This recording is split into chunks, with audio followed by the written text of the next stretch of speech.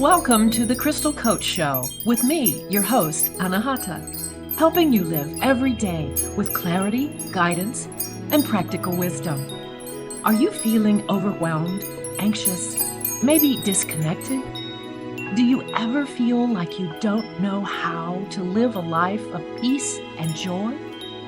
I am Anahata Roach, the Crystal Coach, and during this show, we channel divine wisdom through stories of service, spirituality, and stones for self-care. The Crystal Coach Show leaves you with a feeling of connection and the clarity that takes towards becoming the best version of yourself as you hear from thought leaders and many others to help you ignite the crystalline nature of who you really are. Stay tuned. The Crystal Coach Show starts now.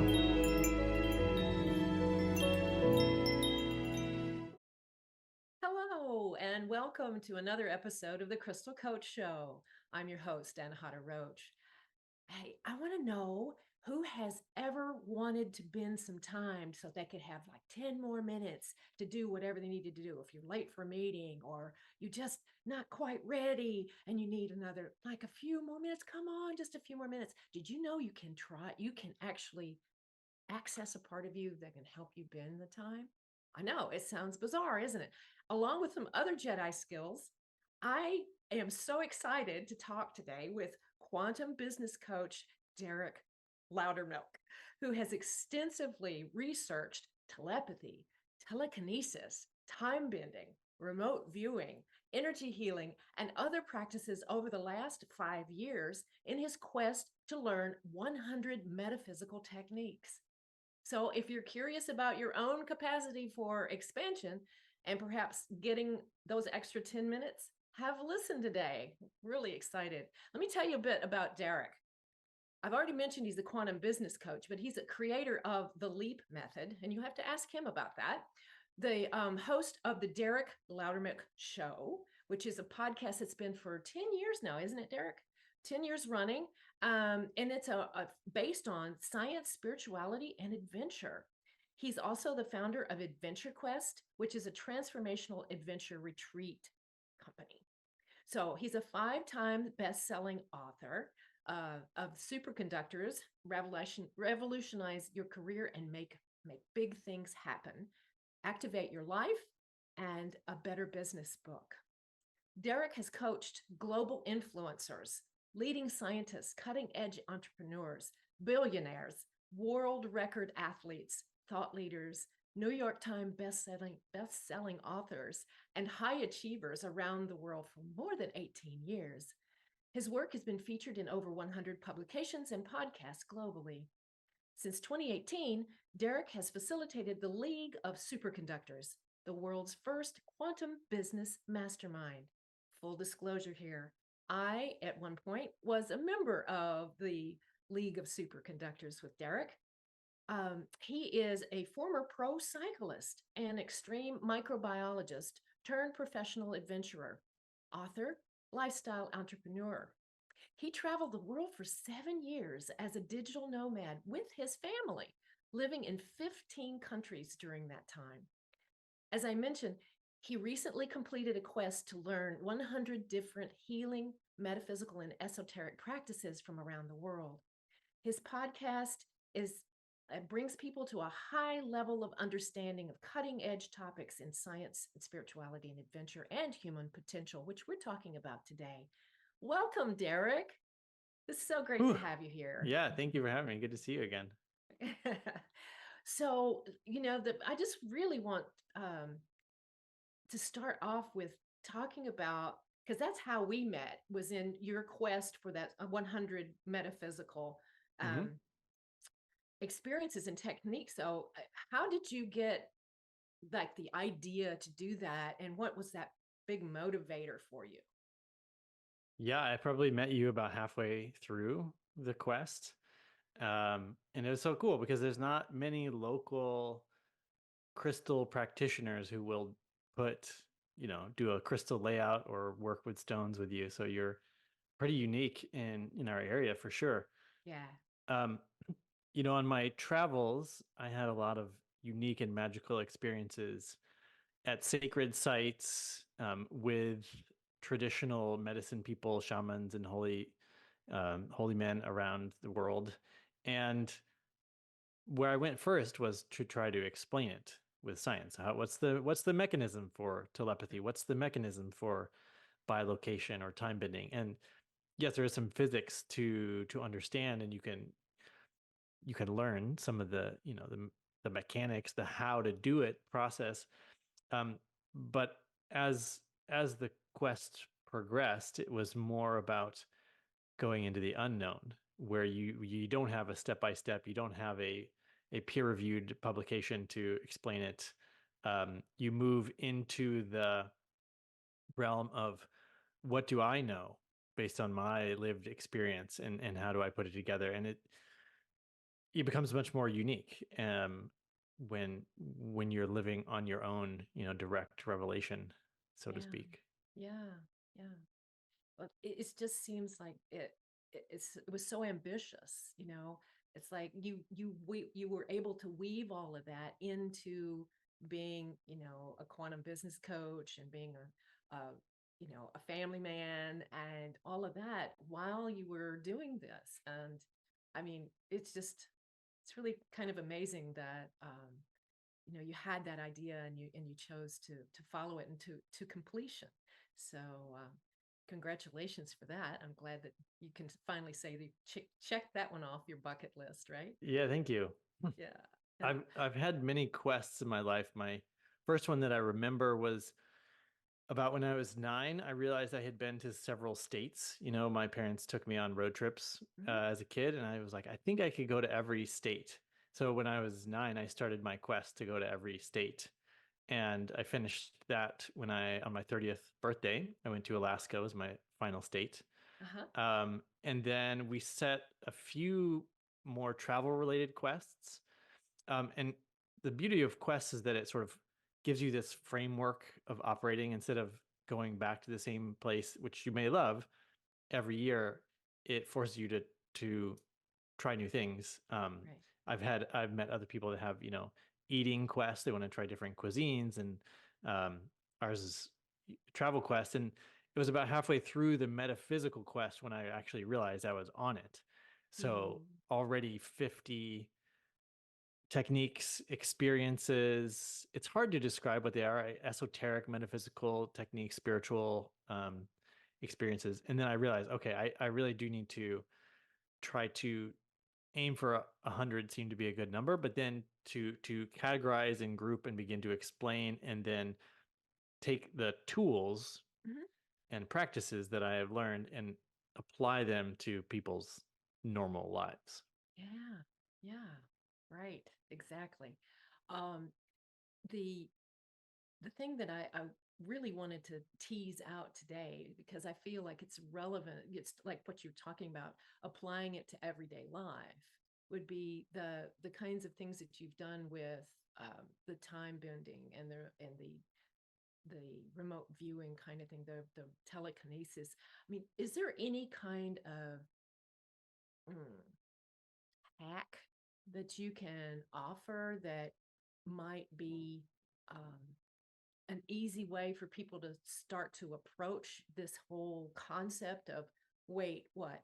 I can actually, you know, make things speed up or slow down in my experience. Sure. Yeah, let's just sort of investigate what time is for a minute.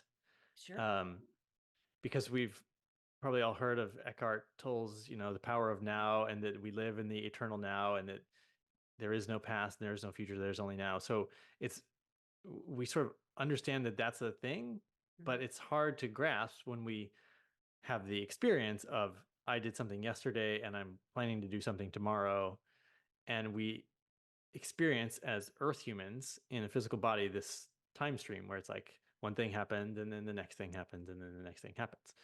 So that is part of our experience of time. That's the physicalized experience of our time, and it's a very effective construct of the universe in order for us to learn and have these discrete experiences. And Mhm. that's partly why we are here in the physical, is to have discrete experiences using our senses, interacting in ways that you couldn't if you were merely an angel, a light being of some sort, right? Right. Right. So there's the time as it relates to the body and our physical experiences. And probably your listeners are also aware of their spiritual, divine nature as well, that we're also, uh, that our physicality is like the little sliver of the pinky nail, and that the totality of us is much, much bigger and multidimensional. And that's your soul or your spirit, and that has its own time as well, which is sort of simultaneous and infinite. And so when you're in a body, you have both types of time experienced together: infinite time and linear time. And so you can start to play around with just shifting your attention between those two. And then I can give some practices that will help you sort of manipulate the experience of linear time. But does that make sense, sort of from a Yeah, larger yeah, I perspective? never thought of it that way, but you're right. Yeah, because I know that we are souls having a physical manifested experience in our bodies. Um, and that makes sense to me, but I never thought about applying that perspective to time. And but that makes a heck of a lot of different sense to me, and it does make a difference in how you can perceive what what the possibilities are. And so when people are talking about, I wish I had more time, because I hear this a lot from entrepreneurs because they Oh yeah. want to get more done in their day, or whatever it may be, but they're actually speaking about not necessarily wanting more time, but a specific experience in their life. Like they want to get to the end of their day and feel like they've done everything they needed to do, and they Mm, can be at peace and complete with right. their day. So that's actually a felt experience.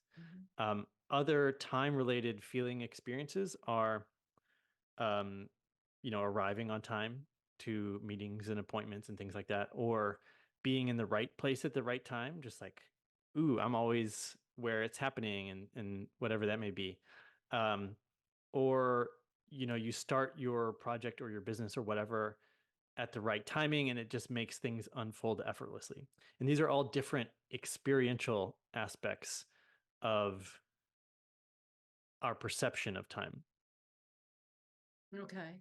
Yes, indeed.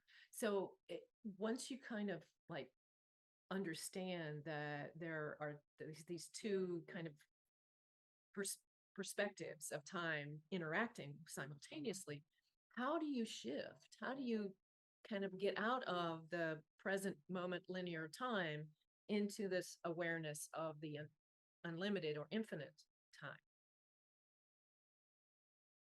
Yeah, the first is to just become aware of any conditioning around time. And that's like when you look at your watch and when you check your calendar and when you structure your day around time and you place a lot of focus on time, then that's going to take a priority.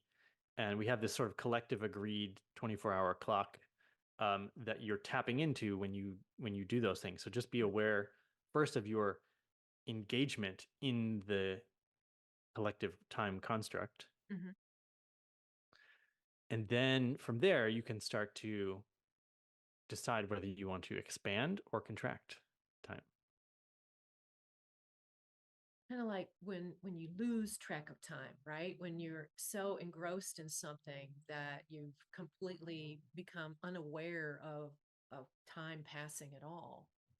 Um, so something that you thought was going to take forever, maybe even when you really get into it, doesn't take but 30 minutes, right? Um, or again, you can be totally absorbed in what you're doing and hours can pass and it feels like minutes. So is that what you're saying? Is that you'd have to kind of get into that place of focused concentration in order to uh, shift in your perception or the way in which you feel time is moving? That's a good access point for a lot of people because most of us have felt that flow state where we're sort of optimally challenged and we're delivering creative work or whatever it might be. And we lose track of our experience of time. And it could be that lots of time passes and it feels short, or the other flip side of that is I remember um, taking tests as a kid and it felt like time was so slow during the examination. And um, so we've had these experiences, but controlling it is the next step. So once you've sort of stopped looking at your watch, which I think is the first key to this, is to really disregard the construct of time entirely and instead focus on the experience that you want to have. And so I played around with this when I was first having these realizations. It was like, okay, I want plenty of time to do a full workout at the gym. And I know that usually takes me 2 hours and it's about 15 minutes in transit time. So it's a 2.5 hour window that I need to do this. And I have about an hour before dinner. So I'm gonna try and do this. I'm gonna try to fit in this 2.5 hour workout block in 1 hour. And the the thing that I had to do was just completely forget about time and focus on the fact that I was going to get everything done that I wanted to get done and arrive back home precisely, just in time to set the table for dinner. And it was super cool. And I got this amazingly long workout in. I did my full warm up and I took my time and I didn't rush around, and I felt the calm, peaceful expansion you get when you're not rushed. That wonderful feeling of like I can just take my time, and it worked, and I was just blown away. I got home and it's like time to set the table. Here we go, time for dinner, and um, so I was like, wow, that's remarkably straightforward.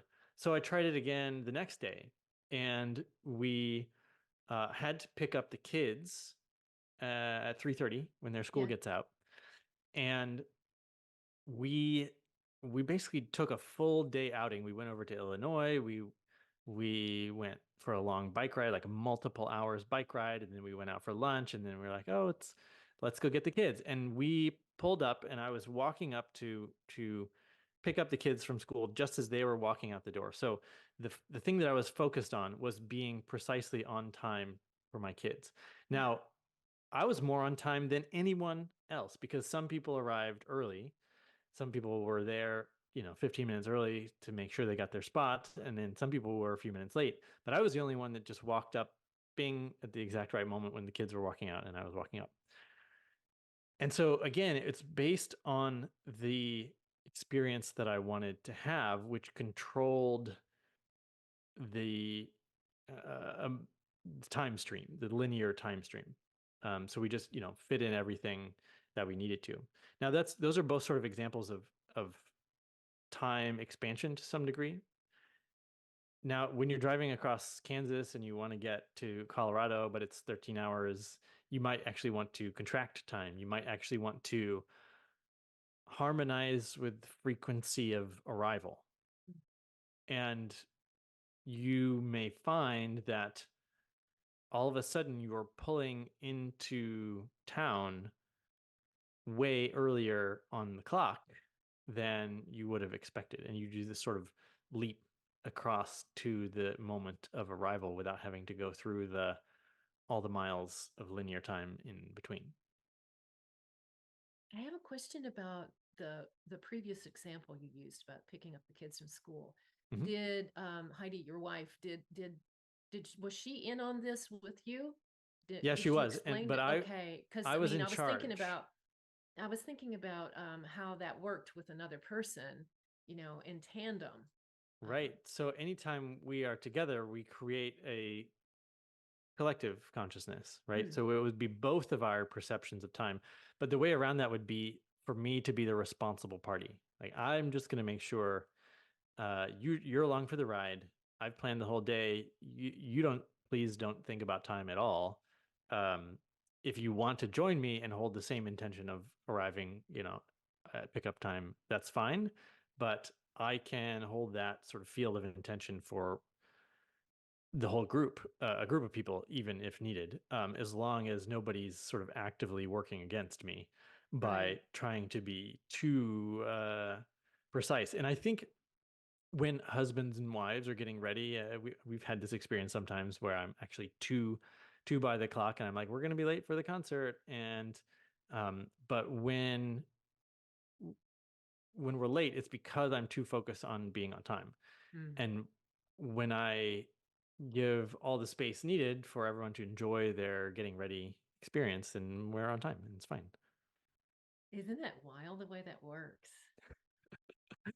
It's Wow. probably a great thing for all young married couples to learn. I would think so. Wow. That's amazing. That is amazing. So the key really is to not pay attention to it, is to keep your focus away from the passing of minutes and seconds, but also be focused on the outcome you want. That's where your concentration and your focus is you focus on the outcome you want, and then you just leave the rest to follow along as Yeah, you so if will. someone wants to try this, pick a sort of a low stakes thing where you maybe need to hop on a Zoom call with somebody, and it's at 1 o'clock, but try not to think about looking at the clock and just focus on being on time for the call Mm. without the clock. And it's partly about trusting yourself, right? Because if you crack and you're just counting down the minutes until the call starts, then you've sort of defeated the purpose of it. So um, it's also yeah, it's just a practice in beginning to trust and understand your own capacity to influence reality, which is backed up by scientific research, but it takes a lot for people to get comfortable with manipulating reality. Absolutely.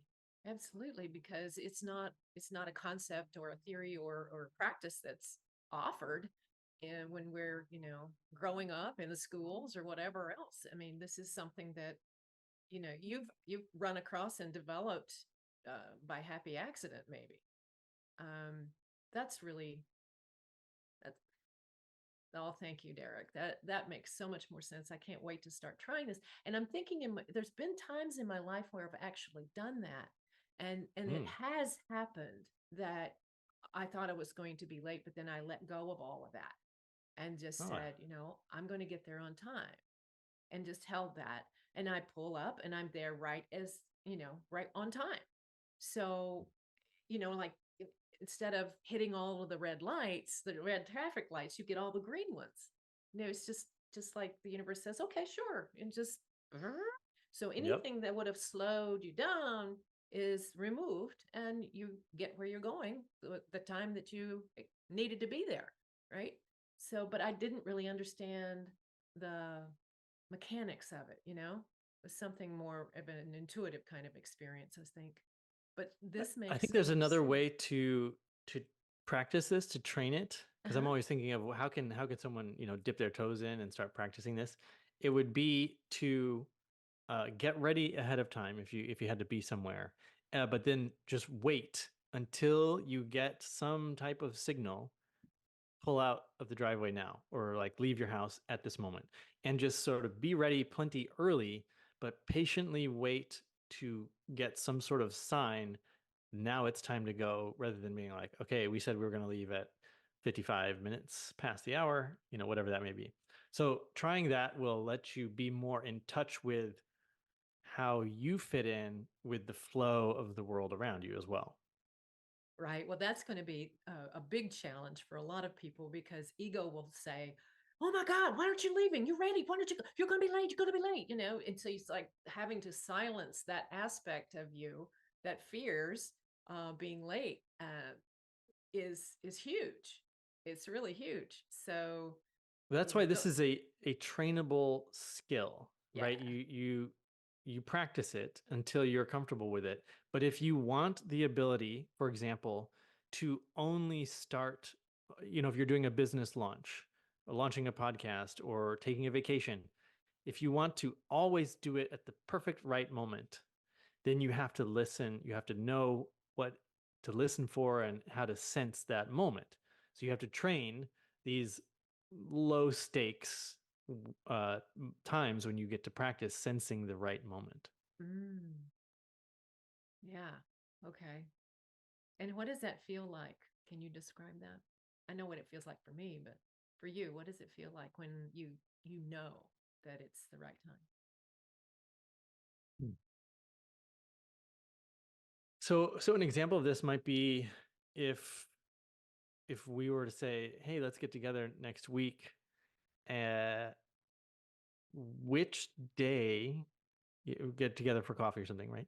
Uh, which day and or time day feels right, and then Mm-hmm. we could sort of say, "Yeah, I think Tuesday is actually the right time to schedule that," even though my calendar is really full on Tuesday already.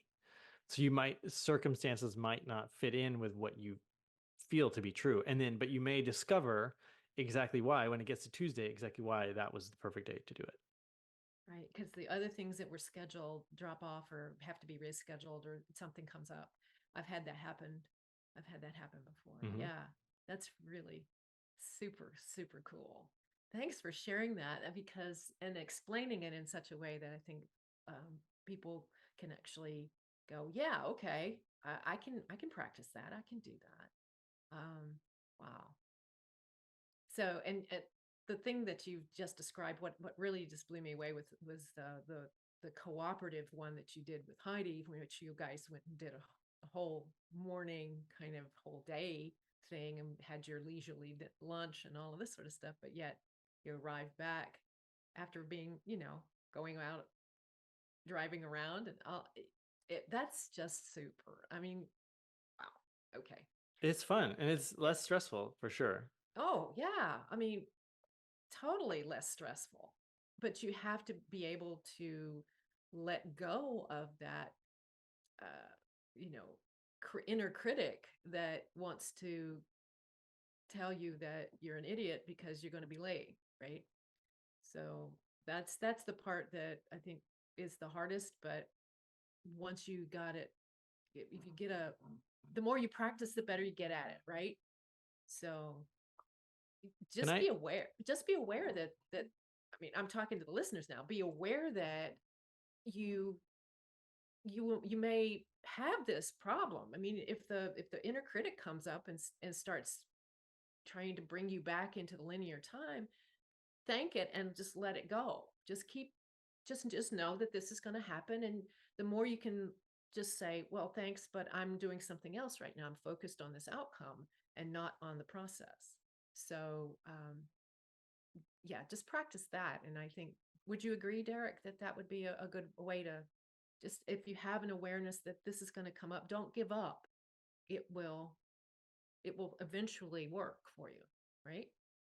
Yeah, and that's another you're speaking about and touching on another key skill in all of these metaphysical practices, which is just to manage your attention, um, which is noticing when your attention is not where you want it to be, and your attention, intention and attention, and then being able to just redirect it as as needed. Good. Well, you know what? That's a great way to come to a place where we can take a quick break. But when we come back, I'd like to start talking about your experiments with, telekinesis and telepathy with your own children, and then, developing this Jedi training camp for their classmates. We'll talk about that when we come back. So, hope you'll join us. We're just going to take a quick break. We'll be right back.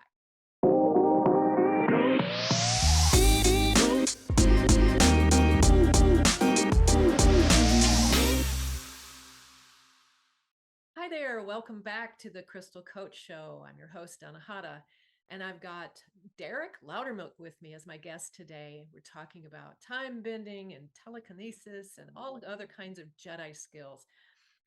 We just did a hack on learning how to time bend. And if you are just now tuning in, you may want to go back and listen to the archives later because it's really cool. And the more you practice it, the easier it gets.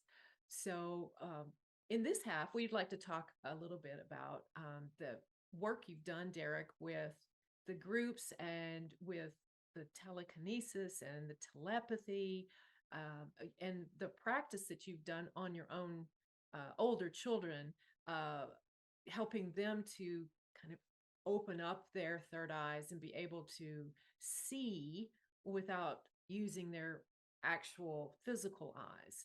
Can you tell us a little bit more about that? Because it's fascinating. Yeah, so for my kid's birthday last year, I taught them how to read blindfolded. And there was such a cool experience that I'd love to tell you about, which I was invited to give a all school assembly talk up on stage at my kid's school. And they really wanted, because I went to the same elementary school that my kids go to, and they wanted to bring me up and sort of say, here's a person who's led an interesting life after they left New City. Um, and originally, I think they were thinking, talk about the travel, talk about Right. the adventure stuff. And I was like, I think we need to talk about all of it. We need to talk about the metaphysical quest. And then I realized I had this amazing demonstration ready to show of my kids blindfold reading. And so I brought them up on stage at the end of my talk. It was a short talk, 15 minutes or so. And I said, uh, I've been working with my 7-year-old, my 5-year-old to blindfold read, and my 5-year-old can't even read, so she just sorts colors and does drawing and stuff blindfolded. And do you guys want to see a demonstration? And they were like, yeah, sure. And I think a lot of them not really believing it. So probably the coolest moment was when we had the principal draw a they drew a butterfly and gave it to my daughter, and I said, okay, can you copy this on a new piece of paper? And they have the whole school was watching her copy blindfolded this outline of a butterfly onto the new paper, and they turned out identical. And we held it up, and everyone's like, yeah, they all stood up out of their seats. They're like, that's amazing. It's so cool. And Chloe was like, a 5-year-old got all of a sudden, the most famous kid in school. And, um, it was just so cool. And so I said, hey, do you guys want to learn this? Like, who here would want to learn stuff like this? And everyone just stood up and they were like, me, me, me, me, me. And so that started us down having talks about doing the Jedi camp for kids. And we ended up doing that during spring break last month. 31 kids signed up to learn blindfold reading and telekinesis and spoon bending and all kinds of other things. And the cool thing about that is that that's not just the kids that wanted to do it. That means their parents had to be like, yeah, we want our kids to learn all this woo woo stuff, and we're going Yeah. to pay for it, and we're going to sign them up. So I think it's a great indicator of where we are culturally, that so many families wanted their kids to experience this. It Right. really blew me away. Well, what are the age ranges of the kids that were in your camp?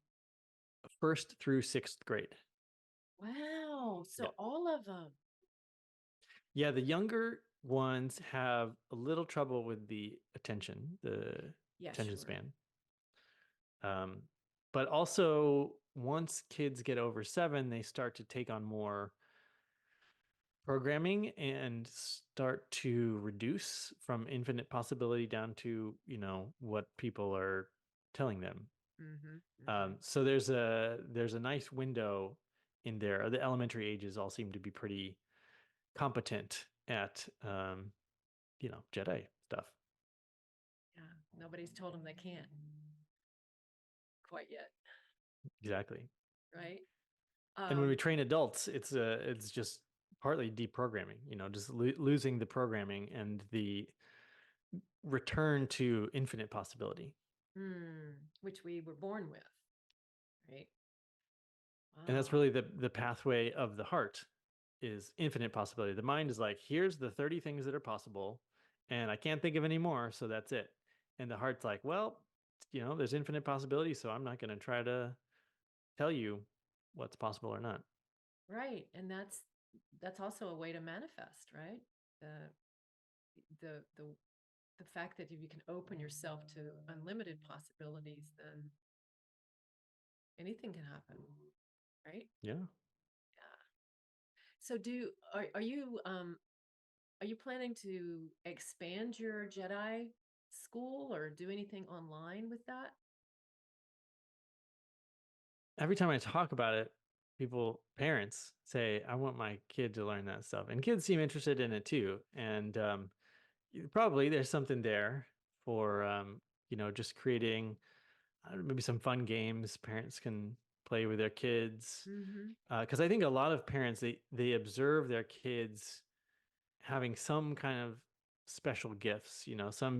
Some parents, they're like, yeah, my kid just talks about his past lives all the time. He's like, yeah, when I was a man, your little girl's like, when I was a man and then I died, and they're like, wait, what a second. Or the kids, like, when my daughter was super young, 1 or 2, every time it would be a thunderstorm, she would do this thing. She would be like, lightning there, and then it would go, and then she would point over here, lightning there, lightning there, and she would just like had fun just predicting exactly where the lightning was going to strike, and it was uncanny. But I think a lot of kids have these just things that they do or know, um, and so for me, it's kind of fun just like see how far we can take that. What can we uncover there? Right, right. I mean, the thing that I found fascinating because you had a video of uh, your son like in and also your daughter having these blackout glasses on, Hmm. and you like your son like sorting colored construction paper, just sitting in the center and sorting colored construction paper where he couldn't see it. Um, just just dealing them out like a deck of cards, like it was just like blew me away. Really, I was like, wow, that's amazing.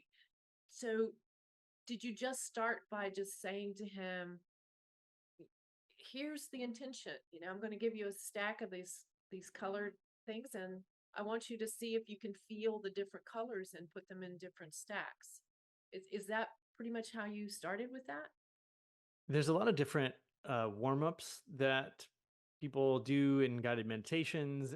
There's one in this um, blindfold training school of thought, which is using the eyes and eye movements to set the brain waves into sort of a theta state. The brain wave state that you're in sort of changes the possibilities of perception. So it's basically starts with 8 minutes of where you look to the right for 2 minutes and the left for 2 minutes and up for 2 minutes and down, just moving your eyes while wearing the blindfold. So that's kind of the warm up for this, and then it's again the kids realizing what the color is when they're perceiving it, not necessarily with the ocular nerves, although it's processed through the brain in the same way as vision. The vision is just received from inside rather than from outside. Right. And so they hold something up and they're like, "Is this blue? I think it's blue, but is it blue?" And then you can tell them like, "Actually, it is." And they're like, "Oh, cool. So now I know what it's like to perceive blue without my eyeballs." Mm, And so it's a bit of a familiarization process with their own inputs. So we don't know exactly how people perceive color, and we definitely don't know how people perceive color um, blindfolded. yeah. If that blue feels the same inside my brain as it does inside your brain, right? We all have our own individual experience of what a blue or an orange might be, Right. but they are training their ability to recognize like whatever signal they're getting, that's an orange piece of paper or a blue piece of paper, or we do it with a deck of cards sometimes. Is this an ace or a queen or a jack or whatever it may be? Mm, And they start to build the confidence once they start getting it. So at the beginning, the first couple training sessions, it's like, that's right, that's not right, you're close, that's a dark color, that's a light color, etc. And usually they're holding them close to the right in front of their eyes, and that seems to be the way that they do it at first. But then you can sort of move the paper to the side of the head and see how far around the periphery of the vision you can push it. And mm-hmm. usually there's a good side and a a side that's more challenging. Weak. But eventually you can move the perception all the way to behind the head or behind a door or inside of a box. And then you're sort of getting into remote viewing Yeah. category, which is, practice developed by the military and used to view very distant sites um, without other methods. That's that's really, really cool. We're going to take another real quick break. And when we come back, Derek and I both are crystal fiends and rock people. And we're going to just offer you some suggestions on what kinds of crystals and stones might support your wanting to open up your intuition and your ability to tap into your human potential a little bit better. So when we come back, don't go away. Come on back. We'll be there for you with rocks.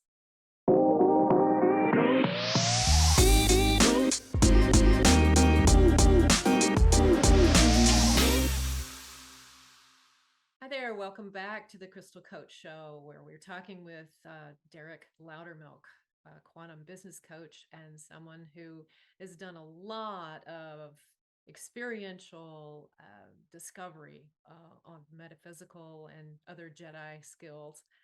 Um, so we were talking about the Jedi skills for kids as well as adults. And before we go on, because we have some mineral recommendations, some crystal and stone recommendations for you, but I'd like for you, Derek, to let our listeners know if they're interested in working with you or getting more information about you or anything else that this has really piqued their interest. How can they get a hold of you? Oh, sure. The Derek Loudermilk Show is my podcast, and my website is derekloudermilk.com. And you can go and you can get a free download of the Unified Field Manifestation, which is a group manifestation practice that I sort of brought over from the world of group healing, Lynn McTaggart's work, that we've applied to if you have a business or an organization or some sort of mission in the world. It's nearly 100% success rate. We've been doing it for the last 4.5 years now with many of my clients, and it's phenomenal. And you can go and get that for free on derekloudermonk.com. Oh, great. And I can attest to the power of that group intention, having been participating in that with you almost at the beginning, I think, Derek, wasn't it? It was when you first Yeah, when we started were it. when we were dialing in exactly how we were Yeah. going to run the process. Yep. Yeah, yeah, super cool. Okay, well, so why don't you start? I've got mine, but why don't you start with what you think um, people might like to use to connect to their highest potential and opening up themselves to what is possible? Yeah. I had a realization just last week, perhaps. Maybe it was after I saw you last. Mm-hmm. Um, but that all stones and crystals will enhance your telepathy Mm-hmm. and intuitive In one way or abilities. another. You're And right. this is because if you're going to connect with a stone, they speak stone language. They They do. speak their own way, and you're going to need to uh, be still enough to really speak on their level.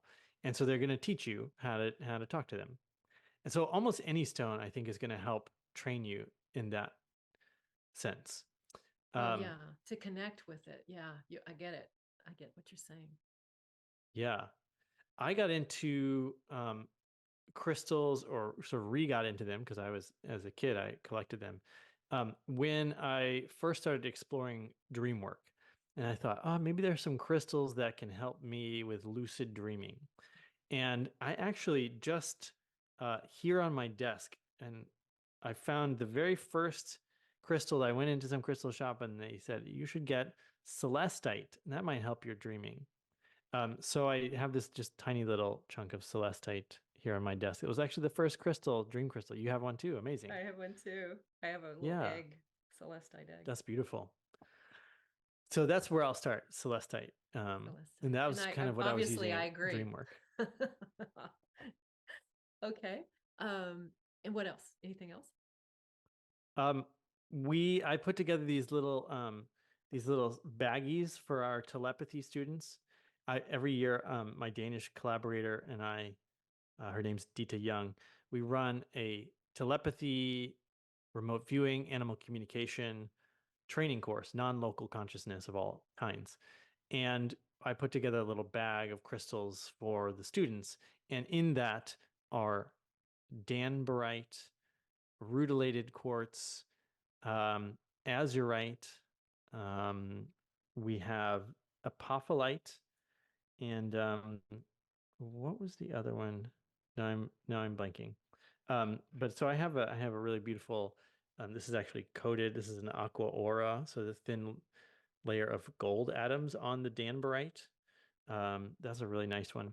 But we put these little baggies together, and people throw them in their pillowcases to just vibe with while they're sleeping. Awesome. Yes, perfect. I've recommended stuff like that to my clients before too. That's awesome. Great. Wonderful. Then, what do you think about, because I pulled out the like a blue topaz, not topaz, excuse me, blue fluorite. Why I said topaz, I'll never know. But anyway, a blue fluorite. It is something that I feel will help you to focus as you open up and get, how we were talking about the ego mind distracting us and bringing us back. It feels like using blue fluorite would help you to stay on track a little bit better. The other thing that this is a pretty easy mineral to get. It's called selenite, and selenite also helps you to access your higher self. So also as a good one. Did you mention that in your baggie? Because selenite is a good one. Nope, for we don't. dreams Yeah, we too. don't do selenite in the baggie, but yeah, for sure. Bringing in the light. And another easily accessible one is amethyst, for helping you to really kind of get connected with the divine part of yourself, or the unlimited potential that Derek talked about. But let's see. Oh, and the last for me was labradorite. I thought labradorite would also help access the intuitive aspect of you and really help you feel the frequency of the magic that is inside of you, right? Every one of us has this magic inside of us, and that is our human potential, right? So yeah, wow. So, okay, listeners, you have all kinds of choices and ways in which you can start to practice getting connected to the part of you that is infinite. And the more we practice, the easier it's going to be. Derek, one more time, give your 411 to the audience for us. Sure. So on all social media, like Instagram, it's at Derek Loudermilk. YouTube, the podcast is the Derek Loudermilk Show. The website is derekloudermilk.com. So you can just Google me if you forget. Yeah, he's pretty easy to find. Just Google him. There's not too many Derek Loudermilks out there in the world. So again, thank you so much for being on our show, Derek. It was a pleasure, as always, to chat with you. And I guess we'll see you next time on the Crystal Coach Show. Bye for now. Thanks for having me. You have been listening to the Crystal Coach Show, helping you live every day with clarity, guidance, and practical wisdom. With me, your host, Anahata. Tune in every first and third Monday at 10 a.m. Pacific Time on TransformationTalkRadio.com, where we channel divine wisdom through stories of service, spirituality, and stones for self-care. Feel connected and reside in the vibration of love on The Crystal Coach Show. For more information and to become the best version of yourself, visit thecrystalcoach.com. That's thecrystalcoach.com. See you next time.